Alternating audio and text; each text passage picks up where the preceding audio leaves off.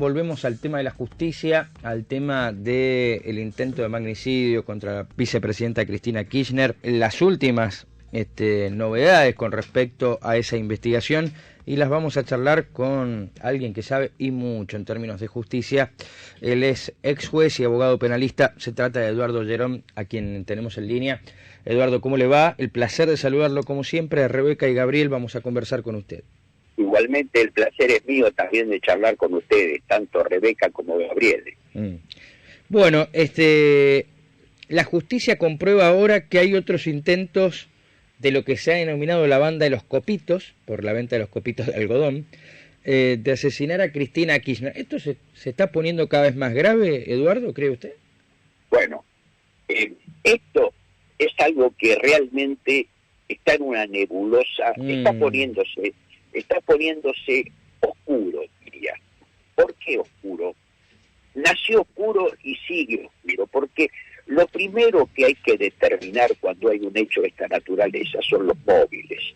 Y los móviles acá están lejos de ser determinados. O sea, ¿por qué este intento de asesinato? ¿Por qué una persona se presta a hacerlo a sabiendas por completo de que va a ser detenido, porque no puede caber de otra manera, donde la detención no le preocupa, ser detenido, ir a la cárcel no le preocupa, o sea, algo extraño hay, o sea, este sujeto absolutamente normal no parecería ser, porque fíjense que en los grandes episodios de la historia, salvo que hayan sido protagonizados por loquitos, siempre las conspiraciones, los intentos, se hacen con la idea de la impunidad del autor, porque no es fácil inmolarse, ¿no es cierto?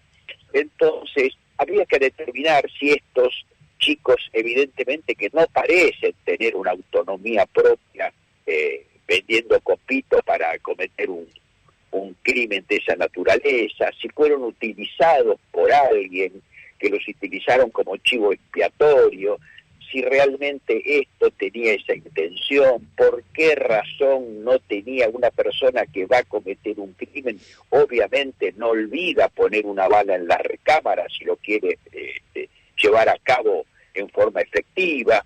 O sea, hay muchos puntos que están absolutamente sin atarse. ¿Cómo se pudo haber borrado un teléfono? Porque un teléfono no se borra accidentalmente. Todos los que tenemos teléfonos sabemos que están preparados para que cualquier manipulación accidental no pueda borrar todo su contenido. O sea, esto fue hecho a propósito, esto fue doloso. Y si pensamos que el teléfono fue secuestrado en el acto, entonces alguien en esa cadena lo borró. Y si lo borraron, ¿cuál fue el propósito de haberlo borrado? ¿Haber salvado a alguien? O sea, es todo muy, muy sospechoso. Pero, yendo a la cosa puntual y formal, que están detenidos, por ejemplo, nosotros podemos determinar hasta ahora de qué se los acusa. Hasta ahora tenemos una tentativa de homicidio, o sea, intento de asesinato. Este es el delito que se le acusa. Ahora, en este momento, sí, Rebeca. No, Eduardo, que, a ver, lo escucho atentamente y me trae a la mente la conferencia que tuvo hoy Aníbal Fernández, donde decía que quedaba muy en claro que hubo vocación de hacer daño y que no es un loquito aislado como mucho se ha estado diciendo al respecto, ¿no? Entonces, como desestimando que esto fue aislado, que realmente estuvo la intención de hacerle daño a la vicepresidenta y de cometer un asesinato. Bueno, también el presidente ayer empezó a decir que él iba a ser el siguiente en la lista, cuando todo eso salía de un estado de chat de un conocido, de un amigo de este Sabag. ¿Quién le cree en estos momentos al presidente? Lamentablemente este hombre ha perdido toda credibilidad y realmente él ha sido con sus idas y vueltas, con sus cambios, con que hoy digo una cosa, mañana digo otra, él mismo ha sido el que procuró el descreimiento, el que hace que nadie le pueda creer nada. Máxime a una persona que en estos momentos está reducida a una figura exclusivamente formal, ¿cierto?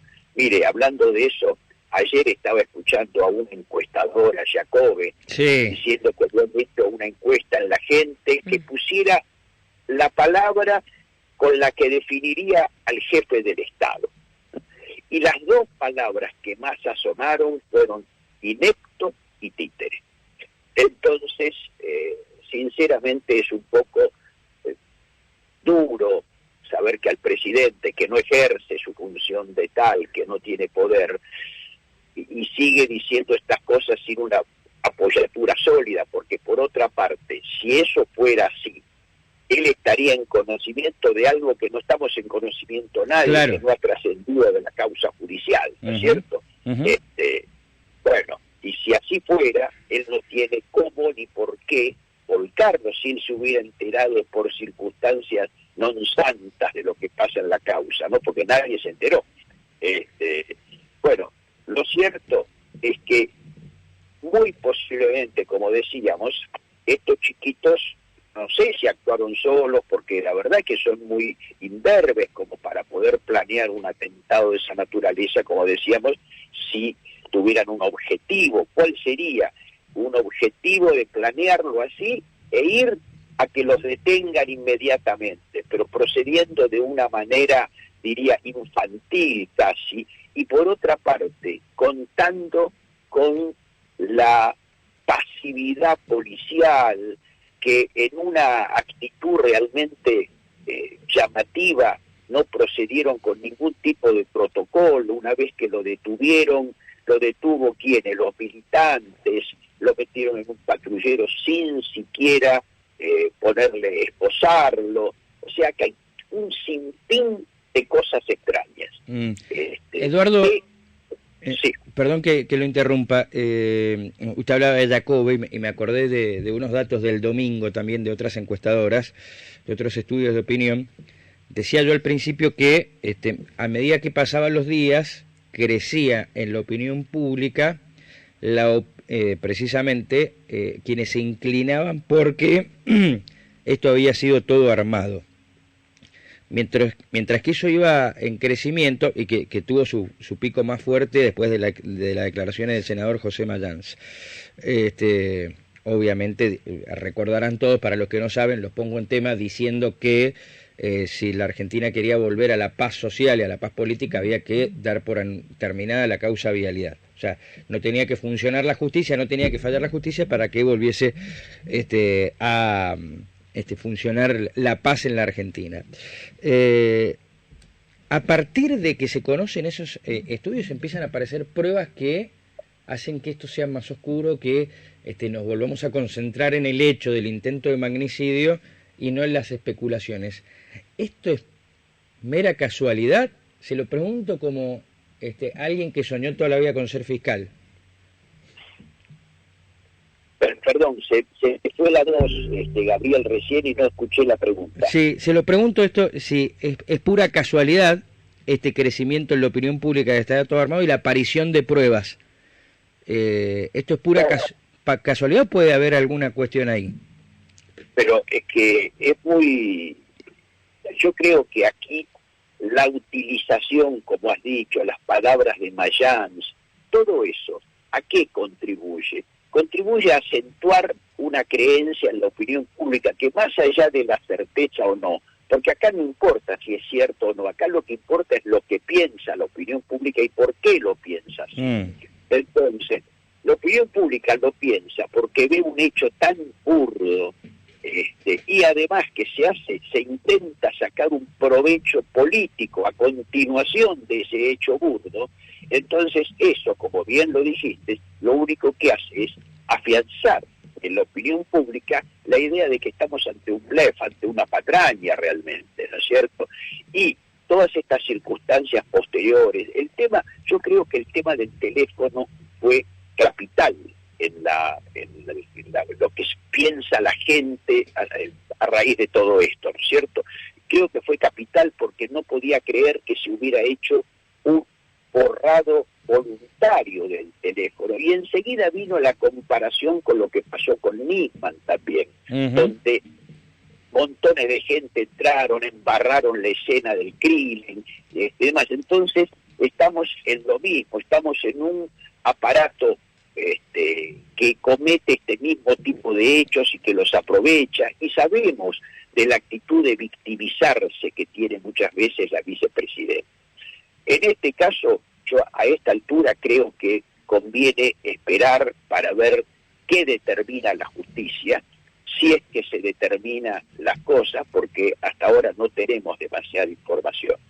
Pero, lamentablemente, la gente desde ya ha tomado una postura negativa porque no cree en nada de nadie, y así como decíamos recién del presidente, es todo el gobierno que sufre una falta de credibilidad absoluta. Y si nosotros pensamos que la política se nutre y se basa en la credibilidad, porque es la única manera que la gente puede aceptar, como por ejemplo pasa ahora en Europa, cuando les dicen, señores, tenemos que ajustarnos, no vamos a poder usar calefacción en invierno porque tenemos estos problemas, y la gente voluntariamente va a aceptar eso que le dicen los gobernantes porque saben que es lo que más les conviene. Acá lo que la gente sabe que lo que más les conviene a los gobernantes es enriquecerse ellos y olvidarse de la gente.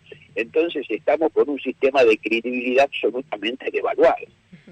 Eduardo, hablando de esperar justicia y de opinión de la gente, se conoció también otra encuesta en la que hablaba que las personas pensaban o desconfiaban en que en algún momento la justicia pudiese esclarecer lo que pasó con este ataque. O sea que la justicia se sigue viendo con muy poca imagen positiva a partir de esto del ataque a Cristina Fernández de Kirchner, a partir de la causa vialidad. O sea, cada vez hay menos credibilidad en la justicia argentina.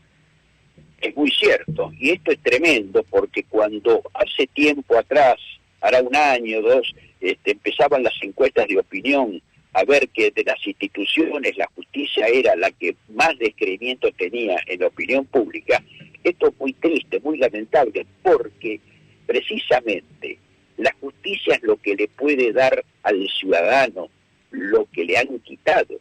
Si nosotros no podemos recurrir a la justicia cuando vemos que se nos viola la ley en nuestro perjuicio, ¿a quién vamos a recurrir? Ya se nos acaban todas nuestras peticiones, y precisamente actitudes como las que han tenido muchos jueces de ser condescendientes con el poder efectivo, de, por ejemplo, de ir contra la seguridad de la gente, también liberando indiscriminadamente a delincuentes que han vuelto a delinquir, etcétera. Todo eso creó una red de descreimiento en la población total. Entonces ahora esto aparece nuevamente diciendo, y yo no creo que esto lo pueda terminar, cuando pasaron 25 años para que terminara la causa de Menem, por ejemplo, que está muy reciente en nuestros recuerdos, esos 25 años de duración de la causa,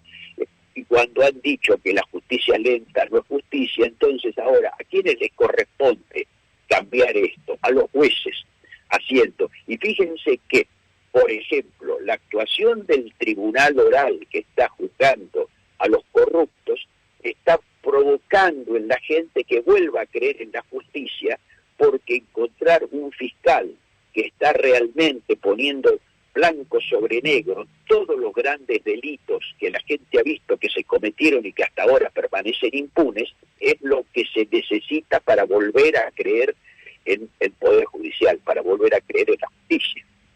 Eduardo, como siempre, un placer escucharlo. Gracias a ustedes, un abrazo grande. Que tenga muy buenos días.